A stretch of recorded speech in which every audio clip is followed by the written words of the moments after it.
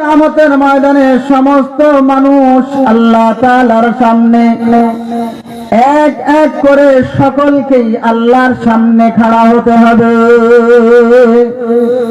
কার সামনে বলেন তো? যদি কোন অপরাধী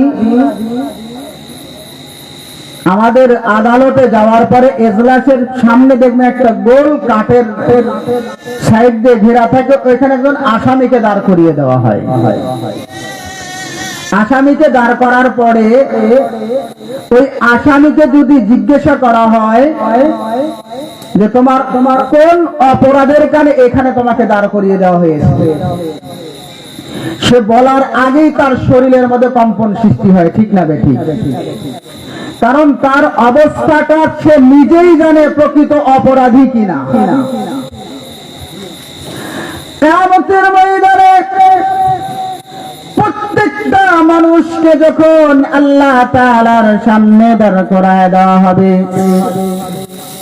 আল্লাহর নবী বলেন কাআন্নাকা বাজাজুন, যেন নবজাত ছাগলের বাচ্চার মতো।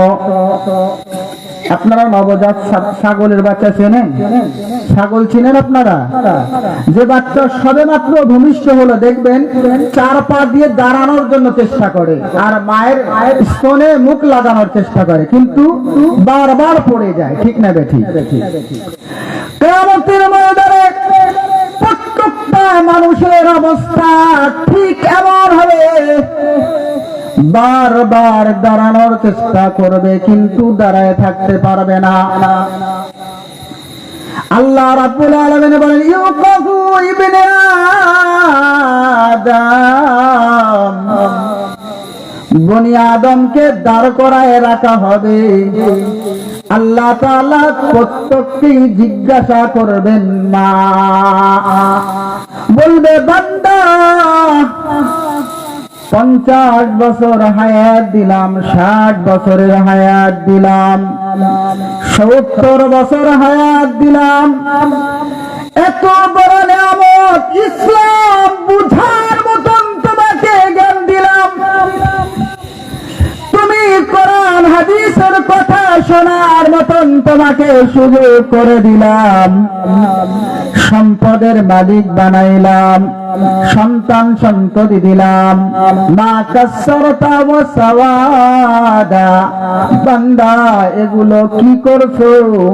ওগুলা কোথায় রেখে আসছো? আল্লাহ রাব্বুল আলামিন বান্দারে জিজ্ঞাসা, বান্দা বলে রব্বে করিম সব তো দুনিয়ায় রেখে আসছি, একটাও তো আনার সুযোগ পাই নাই। কি বলেন? পাওয়া যাবে? সময় পাওয়া যাবে, আপনারা পাবেন। বান্দা আল্লাহ তাআলাকে বলবে রব্বুল আলামিন আরেকবার দুনিয়ায় যাবার সুযোগ করে দেন, যা কিছু আছে সব কিছু আপনার রাস্তায় দিয়ে আসব, আপনার সন্তুষ্টির জন্য সব সম্পদ, বাড়ি গাড়ি, টাকা পয়সা সব কিছুই আমি আপনার রাস্তায় দান করে দিয়ে আসব। আল্লাহকে সেই সুযোগ দিবে? ও ভাইরা আমার, বন্ধু, হাতে ধরে বলি, পায়ে ধরে বলি, হয়তোবা আজকের এই মাহফিলটা জীবনের পরিবর্তনের জন্য যথেষ্ট হতে পারে, কারণ এখানে বড় বড় আল্লাহওয়ালারা আসছে যাদের প্রত্যেকটি কথাই হীরার মতন দামি, ঠিক না বেঠিক? ভাইরা আমার, এজন্যই সূরাতুল বাকারা থেকে একটি আয়াতে কারিমা তেলাওয়াত করেছি। তিরমিজি শরীফের একটি হাদিসে নববী সাল্লাল্লাহু আলাইহি সাল্লাম পাঠ করেছি। আল্লাহ রাব্বুল আলামিন যদি চান এই অল্প সময়ের মধ্যে এই আয়াত ও হাদিসের মূল কথাটা বলার চেষ্টা করব। ওমা তৌফিকি ইল্লা বিল্লাহ। সম্মানিত হাজিরিন, আল্লাহ তাআলা বলেন কাইফা তাকফুরুনা বিল্লাহ। আল্লাহ প্রশ্নবোধক প্রশ্ন করে বলেন। আমরা অনেক সময় প্রশ্ন করে বলে এই কাজটা কেন করো না, ঠিক না বেঠিক? আসলে তাকে কাজটা করার জন্যই বলা হয়।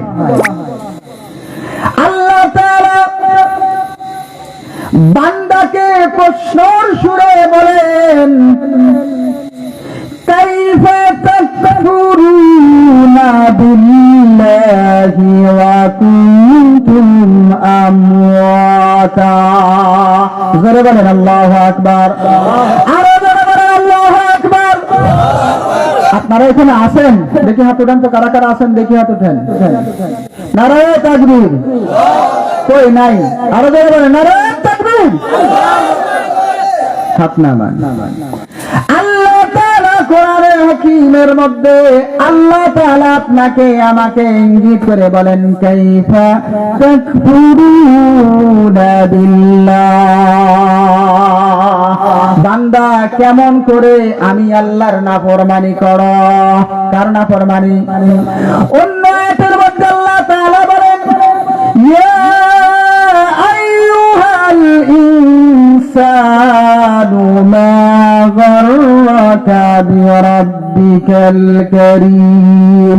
জোরে বলেন আল্লাহু আকবার। আল্লাহ তাআলা বলেন, কাইফা তাকফুরুন। অন্য আয়াতের মধ্যে বলেন, ইয়া আইয়ুহাল ইনসান, ও মানুষ।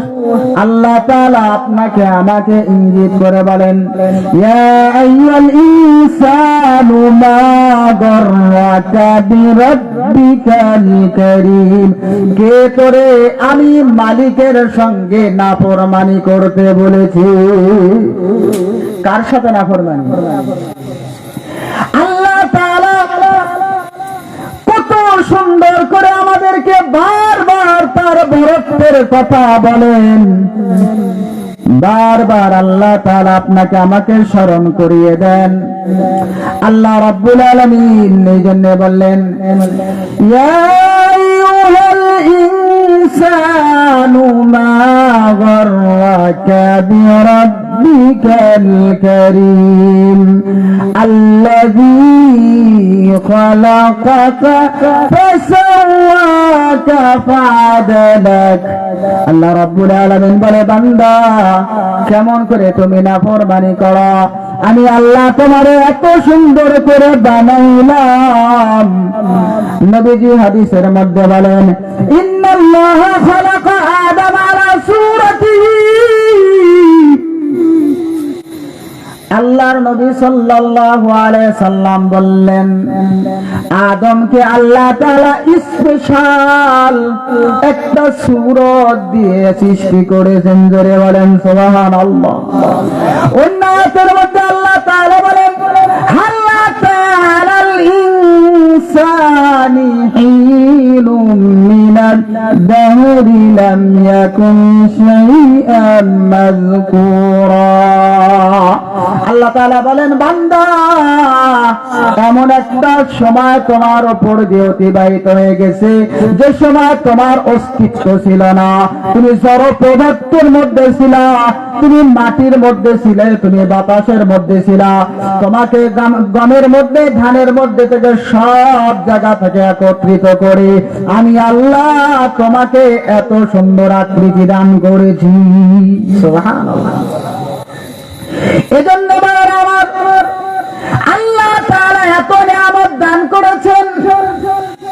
আল্লাহ তাআলা এজন্যই বললেন, কাইফা তাকফুরুনা বিল্লাহি ওয়া কুনতুম আমওয়াতা। বান্দা কেমন করে ওই রবের অস্বীকার করো যে রব তোমাকে মৃত্যু থেকে জীবিত করেছে। এজন্য আপনার আমার অবস্থা চারটা, দুইটা মৌতের অবস্থা, দুইটা জীবিত অবস্থা। একটা হলো আমার আপনার অস্তিত্ব সারা পৃথিবীতে ছড়ানো ছিটানো ছিল। আল্লাহ তাআলা সবগুলোকে একত্রিত করে আপনার আমার বাবার রক্তের মধ্যে নুতফা সৃষ্টি করে আপনার আমার আম্মার গর্ভের মধ্যে আল্লাহ তাআলা এই সুন্দর আকৃতি দান করেছেন। সুবহানাল্লাহ। এরপরে আল্লাহ তাআলা বললেন, বান্দা তোমার মওত হবে।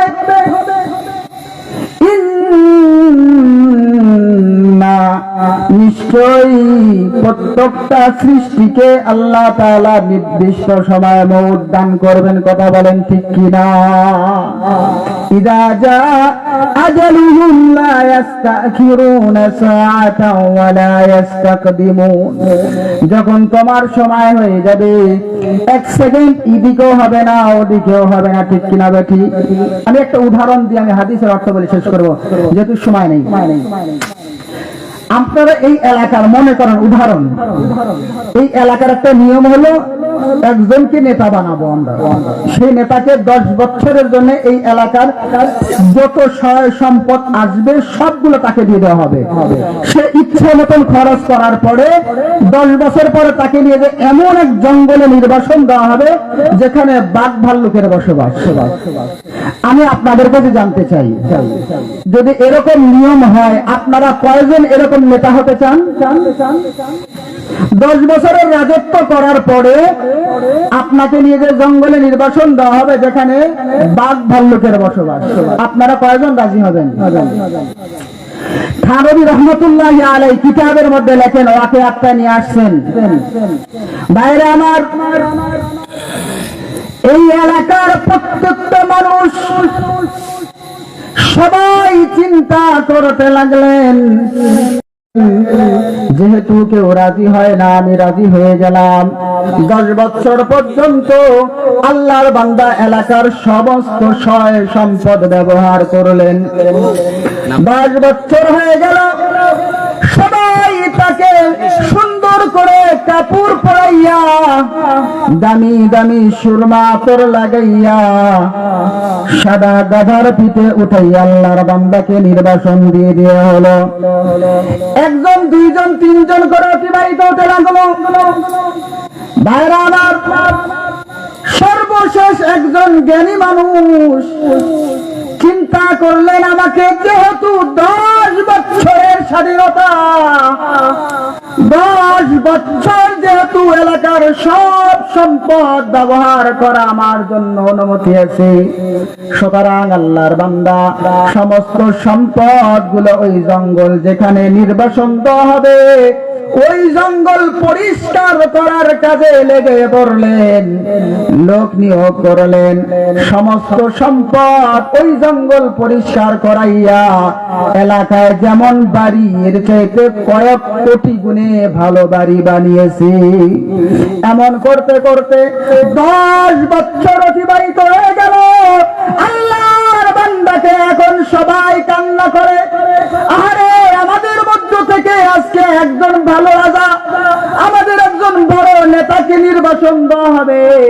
সবাই কান্না করে, কিন্তু আল্লাহর বান্দা কান্দে না, আল্লাহর বান্দা মুস্কি মুস্কি হাসি। ভাইরা আমার, এবার আল্লাহর বান্দা গাধার পিঠের উপর চড়ার পরে কোন একজন জিজ্ঞাসা করে, এখন আপনার অবস্থাটা কেমন? ও ভাই, সবাই পূর্বে সবাইকেই দেখেছি কান্না করতে করতে যেতে, একমাত্র আপনাকে দেখলাম হেসে হেসে আপনি যান। কারণ কি? যদি কারণটা একটু বলে দেন তাহলে আমার জন্য বড় ভালো হয়। এবার কানে কানে আল্লাহর বান্দা বলে, ও আল্লাহর বান্দা, এলাকাবাসী আমাকে 10 বছরের স্বাধীনতা দিয়েছে, সমস্ত সম্পদ গুলো ব্যবহার করার অনুমতি দিয়েছেন। আমি সম্পদ গুলোকে ওই জঙ্গল পরিষ্কারের কাজে লাগিয়ে দিয়েছি। সুতরাং আমাকে যখন ওই জায়গায় দেওয়া হবে, এখানে আমি যতটুকু সঞ্চয় করেছিলাম এর চাইতে কয়েক কোটি গুণে আমি সঞ্চয় করার জায়গায় যাইতেছি। এই জন্যই হযরতে সাদ্দাদ ইবনে আউস রাদিয়াল্লাহু তাআলা হাদিসে নববীর মধ্যে বলেন, আল কাইসু মান দানা নাফসাহু ওয়া আমিলা লিমা বাদাল মাউত। জ্ঞানী হলো ওই ব্যক্তি যারা মওতের পরের জিন্দেগি সুন্দর আর নির্বোধ আর বোকা ওয়াল আজিজু মান আতবা নাফসাহু ওয়া হাওয়াহা ওয়া তামান্না আলাল্লাহ।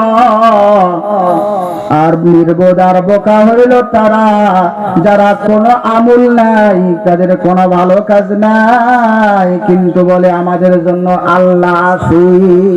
বলে কি বলে না? আছে না নাই? এমন লোকের সংখ্যা আছে না নাই?